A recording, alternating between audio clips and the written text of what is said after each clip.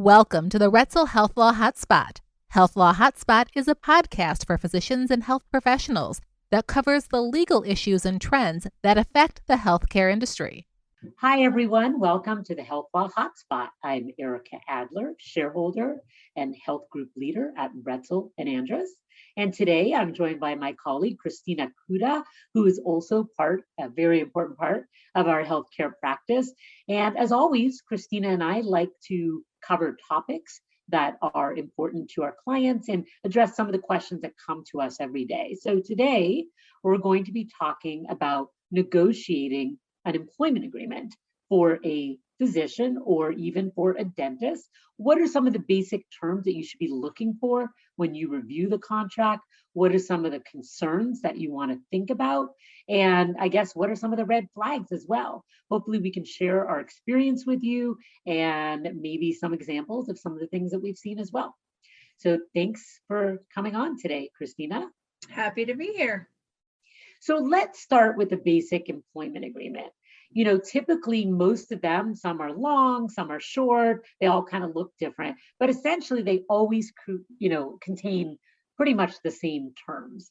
And one of the first things I like to do when I look at an employment agreement is to be able to talk to the doctor or the dentist and say, hey, what is life going to be like when you're working there?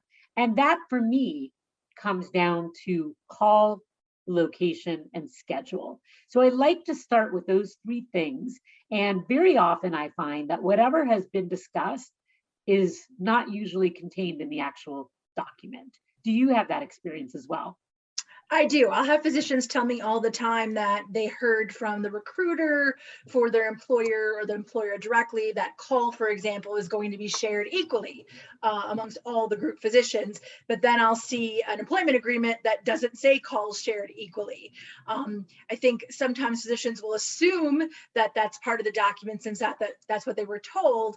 But if it's not written down in the agreement and you sign that agreement, you have to live with what it says.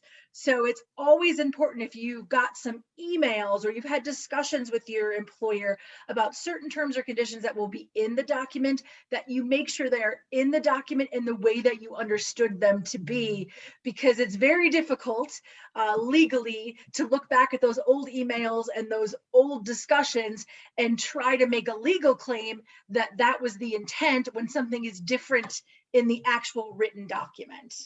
Absolutely. So let's start with schedule. So schedule is one of those things where I kind of feel like my doctors will tell me, oh, I'm working a 4-day work week. I don't ever have to work weekends or evenings. Or they say something like, I'm allowed to make my own schedule. And most contracts I look at will say, you'll work when the employer tells you to work. So there's obviously a direct conflict. I like to resolve that by either saying, can we get what you spoke about into the document? And a lot of times employers will say, we don't like to put that in our agreement, but don't worry, we would never do that to you or something like that. We're going to keep our word. And so sometimes I'll try and say, well, can we at least get that the schedule be mutually agreed upon? Because then you can't be forced to do something.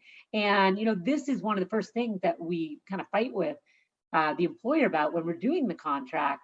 And I will mention that during COVID, this became really important. There were a shortage of providers and doctors were really asked to work hours or schedules that they hadn't previously been asked to. And although many of them were like, of course, we'll help in any way. But in general, having that control over your schedule is really important, particularly doctors that may have other commitments. Maybe they have children at home or, they work a few days a week and their spouse works the other days of the week. There's lots of different arrangements out there. So for me, schedule is really important. Do you find that this is something that you battle with employers over? For sure. Like you said, employers like to leave things a little bit more open-ended or general, whereas when I'm counseling providers, I like to tell them, look, if your expectation is you're going to work Monday from Friday, from 9 to 5, and that's really what you expect of this employment, you really should have that in the agreement. Because even just having mutually agreed doesn't ensure you're going to get the Monday through Friday, 9 to 5. I also find this is really important when you're talking about non-clinical services.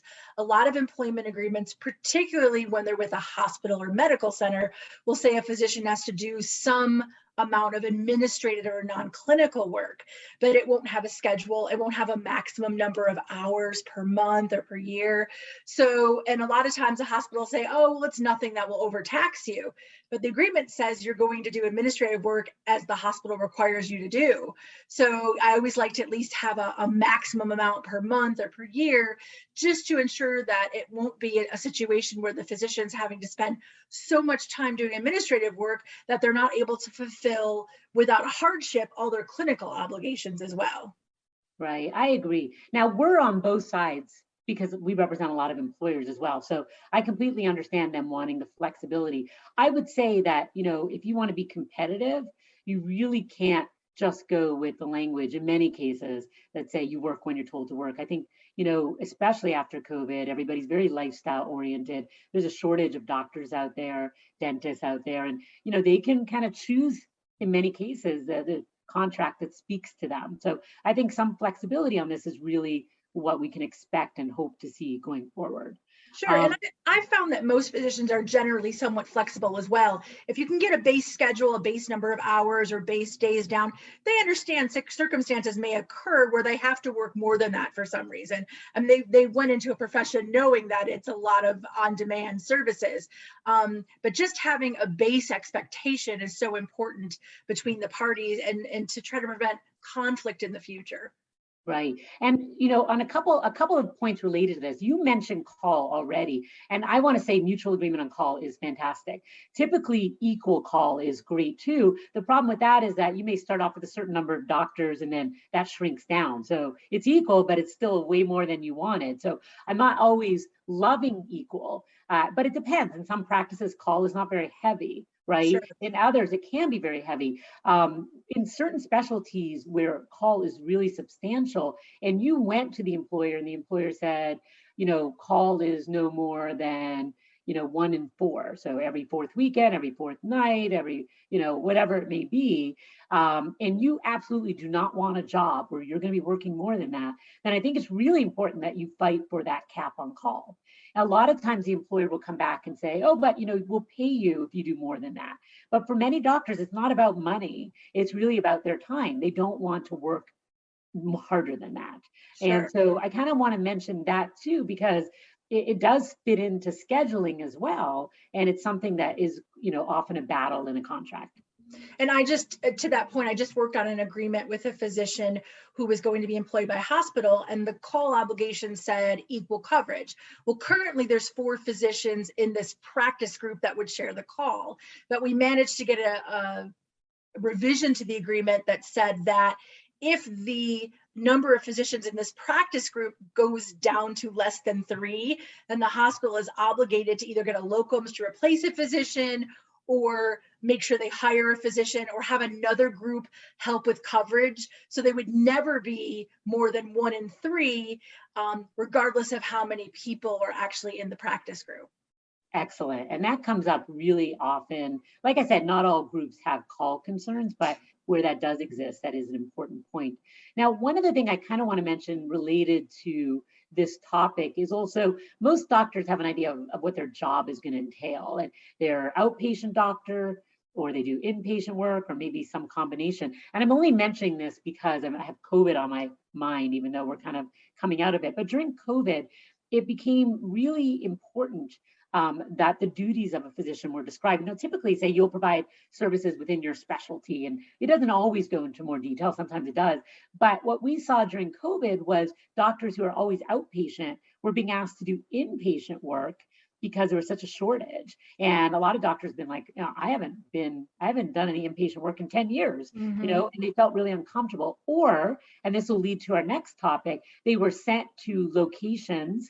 They put up a lot of COVID centers, amidst the pandemic, and they were sent to work at a center that obviously wasn't the office they were expecting to work at, wasn't the type of services they were really hired to do, but it all came down to COVID. So again, it's what are the services you're providing? Are they spelled out? Are they clear? Are changes requiring mutual agreement? And then location, which is the next topic I want to talk about. Where can you be sent?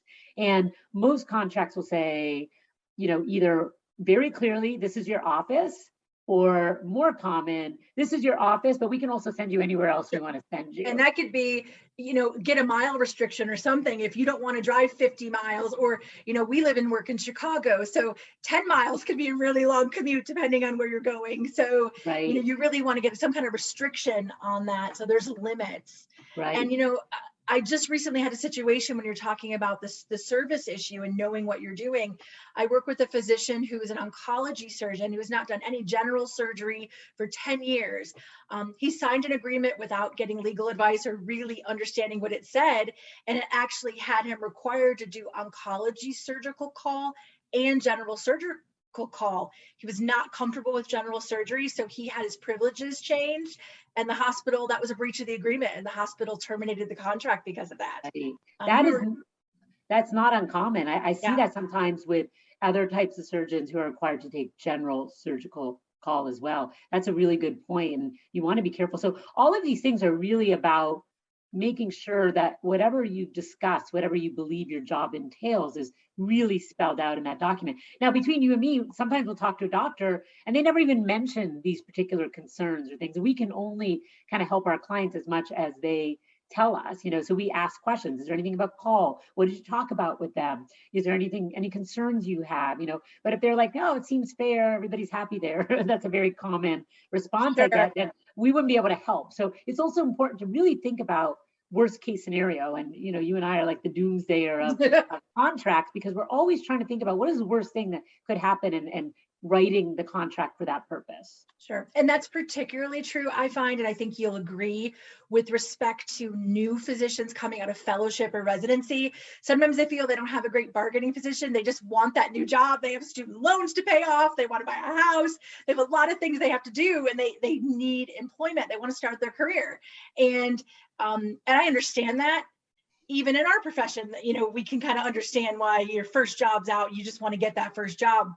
The problem is you can really get yourself stuck in a bad situation that you didn't intend to be in, that's not going to optimize your clinical skills or optimize the growth of your practice based on what that contract says. I always ask providers, dentists, physicians, what did you talk about? And is there anything that I've told you today when I reviewed your contract that is different than what you talked about, or I didn't mention it and you think it should be mentioned? Just to be clear that their expectation meets the document as much as possible.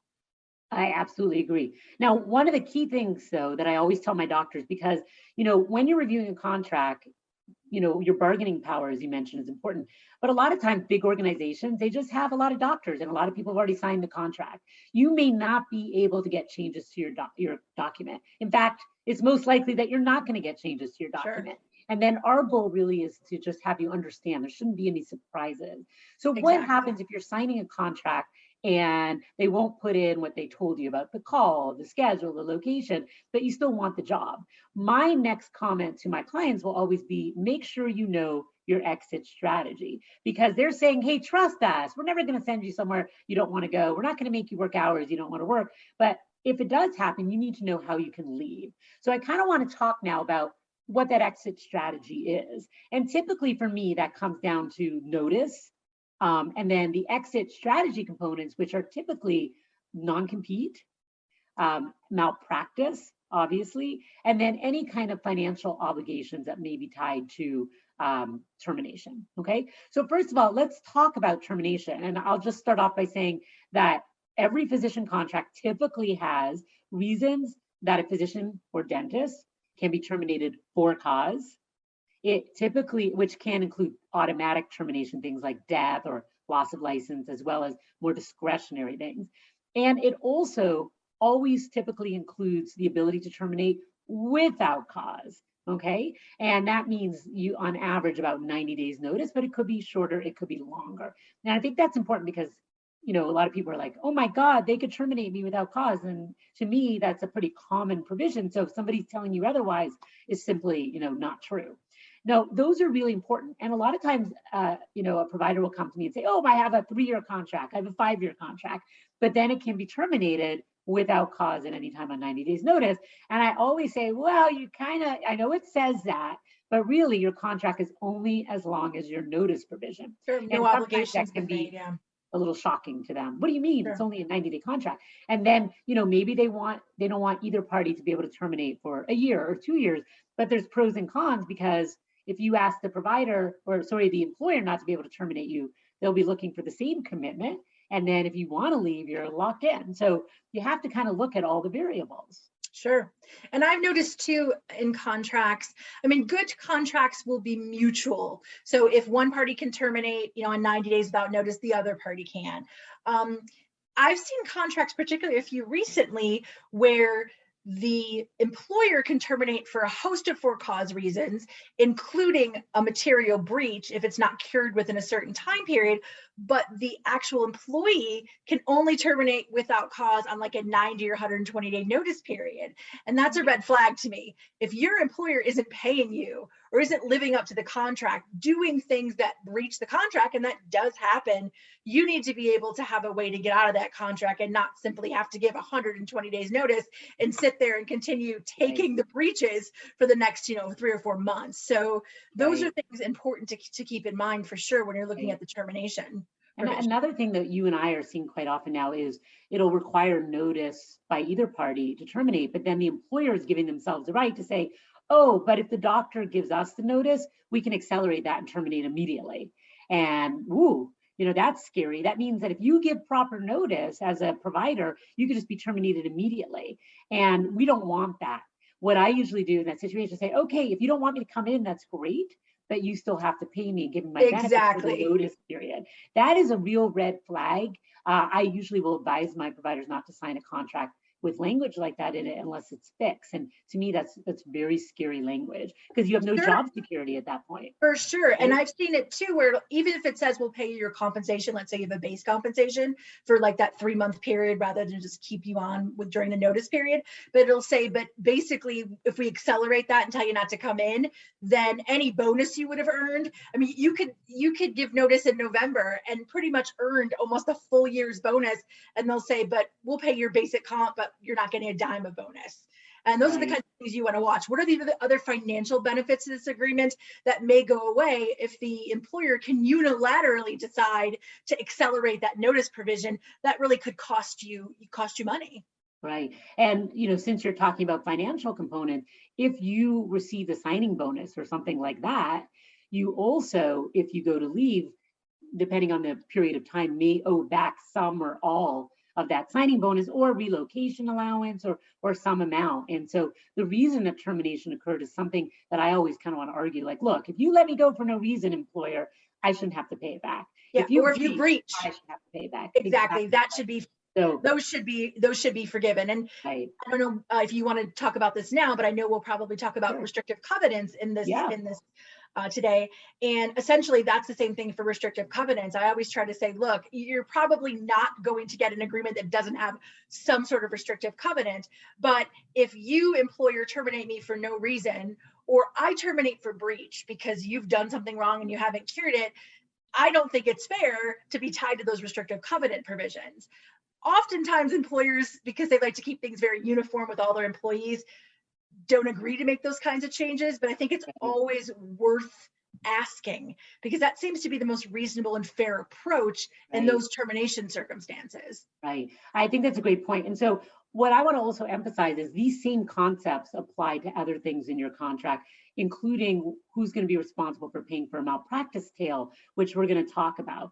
And in addition to the ones that we've talked about, which are you let go without cause or the employer breaches, every contract has different provisions. So you really have to be careful. If the employer has a right to non-renew, what happens with each of these components? If the contract just expires, what happens? What happens if they're able to terminate the contract because of a change in the law or one of those force majeure provisions? How does that impact the tail, the non-compete, the repayment bonus obligation? So you really want to look at all the termination related provisions and how they impact that exit strategy. So I think that's really important. And we're not even thinking, sometimes I even put in, failure to offer partnership could be a trigger. So if you decide to leave, you don't have a non-compete, you don't have a tail. Now, employers may or may not agree to some of these, but you never know unless you ask, right? For sure. And when we represent employers, most of them, I would say, are pretty reasonable and they'll consider it. And you're right, how many people have signed the same contract plays a role in whether they feel they can make changes like that. So,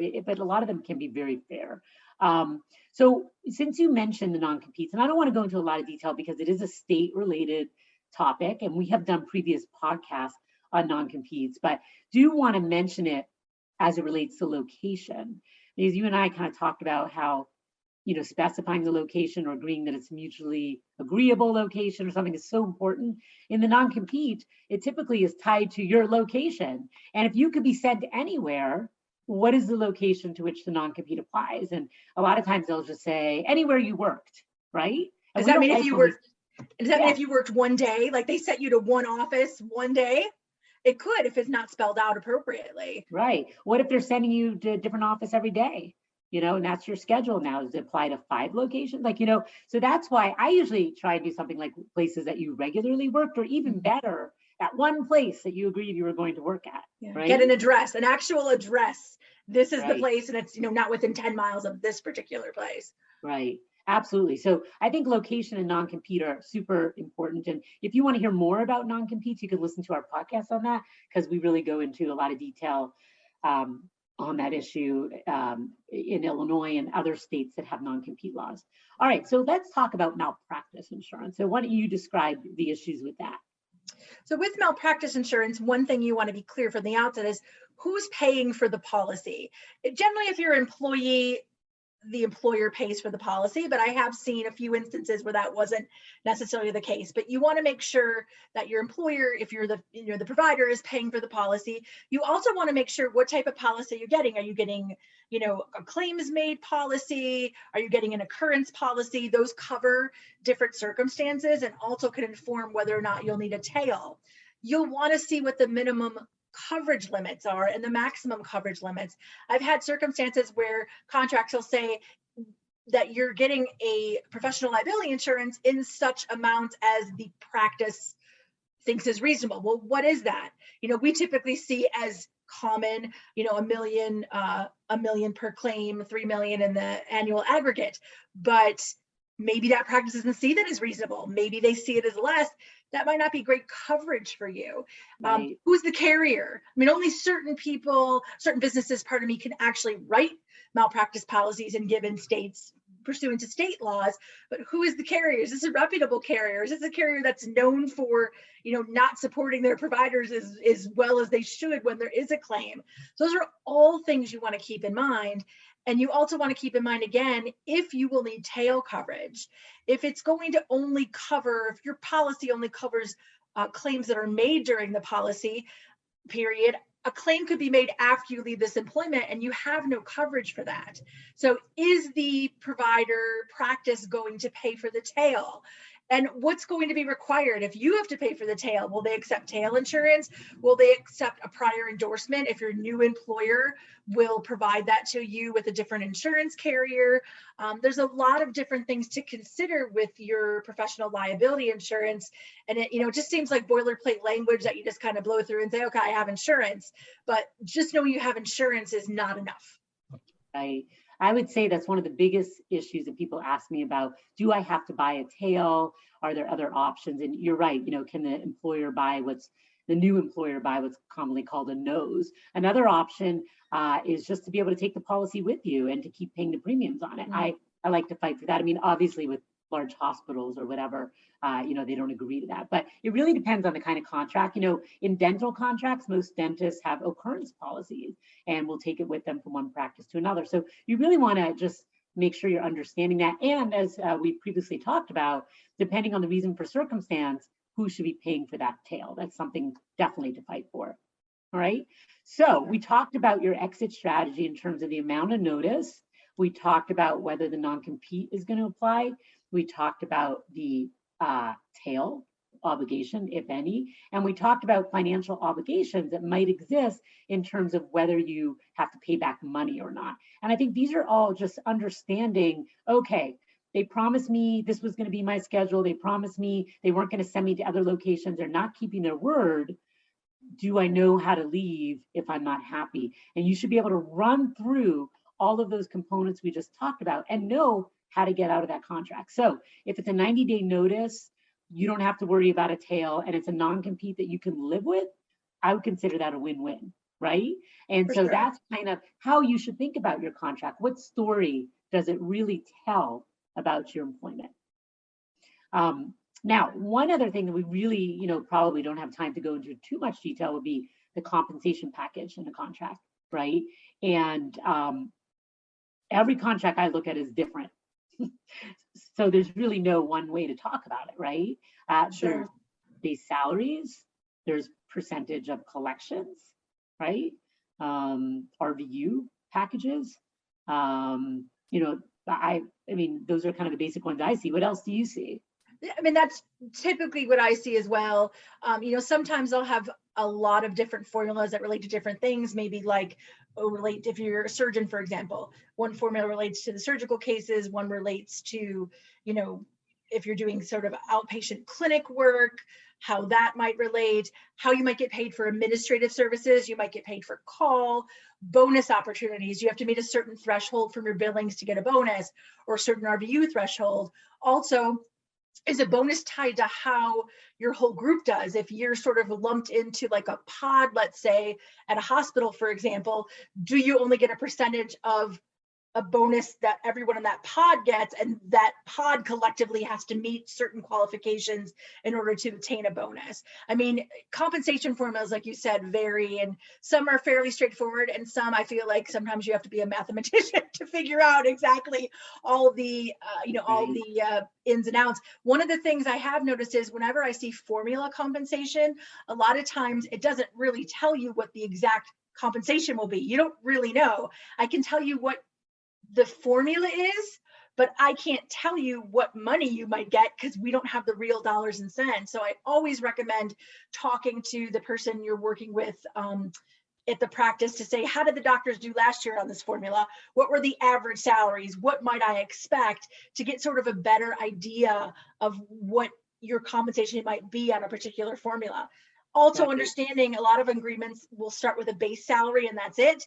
And then in year 3, move to this formula.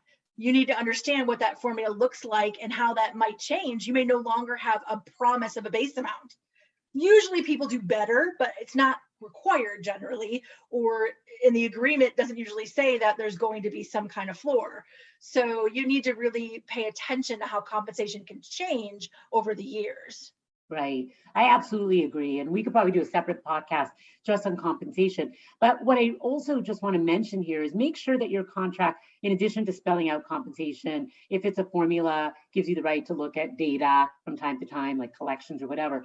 If you were promised certain benefits, fringe benefits, make sure they're in there. If you were promised your own mid-level, a scribe, make sure it's in there. If they said they were taking care of certain expenses, make sure it's in there. So don't rely on anything you're told. Try and get all these promises in writing. A lot of them are compensation or financially related, but you can't just, as Christina said earlier, those emails they sent you, they go away. And what I want to kind of sum up this whole conversation with is every single contract, for the most part, has a provision in there, and it might have a different title, but usually it's something like complete agreement or entire agreement.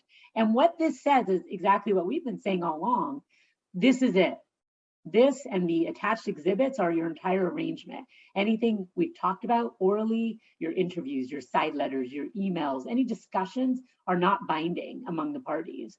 And so whatever it is that you may have discussed or what you may have expected, it really needs to be in there so that we can help you when the other party doesn't honor their obligations, if that should happen. And I don't want to kind of put it out there that people don't keep their word. I will say the majority of contracts work out just fine. The employer promises something and they see it through. I really don't see gross mistreatment of employees. I don't see employers making promises they don't keep. That's just really not the case. But it does happen, and you don't want it to happen to you and not have a contract that we could help you with. For sure. And to piggyback on that with the integration clause that you mentioned, one of the other things I want to point out that's very important is if your employment agreement references a policy that you're bound by, make sure you get a copy of that policy and review it. I reviewed an employment agreement a couple months ago that said absolutely nothing about any of the terms. It said everything was pursuant to a different policy, and the employer didn't provide those policies. So I had to call the provider, the physician, and say, I can't tell you anything until I see these 15 policies. Right. So if it says your vacation is subject to our vacation policy, you need to know what that says, because otherwise I can't tell you what your vacation is. Right. And note that those policies generally can be unilaterally amended from time to time. So, Right. and so what it says on the day you sign, you get 4 weeks vacation. They can decide a year from now, we don't like that, we want 3 weeks. And because you're subject to that policy, they can do that. So it's Right. really important to not overlook reference documents in an employment agreement. I think that's a great point, and they're not negotiable. So, I find that's a growing trend where they put as little as they can in the document and wait. And that's more for like hospitals and bigger employers. But as a side note, before we wrap up, academic contracts are somewhat frustrating as well, because you get like this letter that doesn't really say anything, and it mostly just directs you to the faculty policies or other policies, and it doesn't really tell you much. It's very hard to even have a conversation about some of the basic terms we've covered today with somebody who's taking a faculty job, because they don't give you any information. So, sometimes it can be very hard to guide physicians who are signing those contracts, because so much of it is verbal and discussion, and it can be really tough. Sure. And I always go into every contract with the provider with good spirit and good intent. This is going to be a great job for you, and we're going to help you make this a great contract. But I have seen instances, few, but some, where an employer won't give those policies or say, well, I'll show them to you after you sign the contract. Red flag.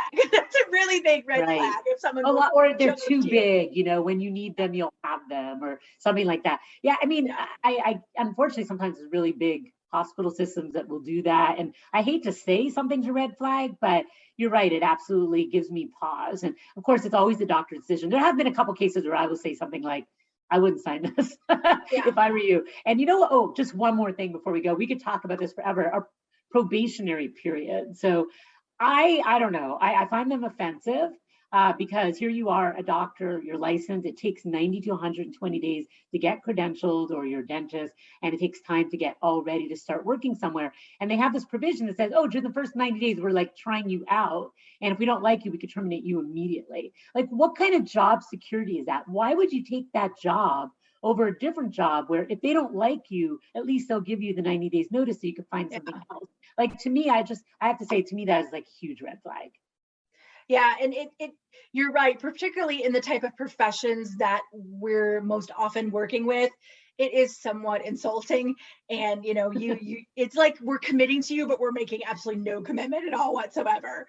And you also have to wonder, is the employer going to do everything they can to help advance you during those 90 days probationary period, or is it going to be you're going to sink or swim and not have much help from your employer? So those are frustrating, and luckily we don't see them that much, but when they do happen, that's something to consider about your future employer. Absolutely. All right. So we are out of time. We have to go. This has been great, though. I hope everybody listening has found it helpful. And we are always open to you calling us or emailing us if you have a question. If there's some subsection of this podcast you wish we would go into in more detail, we can definitely do it. I mean, as I'm wrapping up, I'm thinking of 10 or 20 things I wish that we had talked about. So we could probably do a whole part 2 on this if we want. Maybe we will. But again, I'm Ericka Adler, and this is Christina Kuta, and we're part of the HealthLaw group at Roetzel and Andrus. So thank you for joining us, and you can check out our other podcasts at the HealthLaw HotSpot. You can also go to ralaw.com to find out more about our practice, and we'll see you next time. The Roetzel HealthLaw Hotspot is made available by the firm and its attorneys for educational purposes and to provide general information, not to provide specific legal advice. Use of the Roetzel HealthLaw Hotspot does not create an attorney-client relationship between you and the firm or any of its attorneys. The Roetzel HealthLaw Hotspot should not be used as a substitute for competent legal advice, and you should contact an attorney in your state about any legal needs or questions you may have.